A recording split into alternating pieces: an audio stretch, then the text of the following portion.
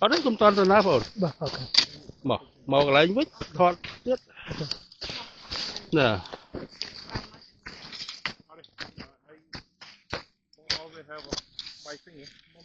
ok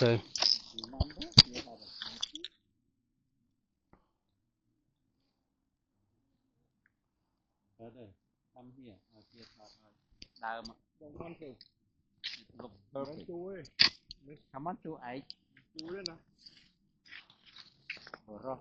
rồi home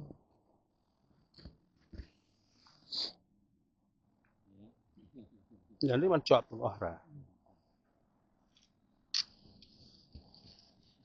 Got it. Okay. Let's head out. Let's hit that. Okay.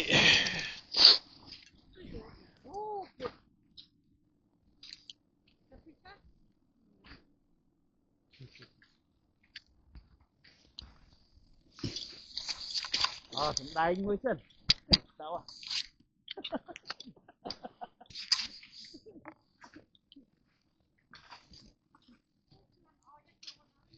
Admin site mau mà.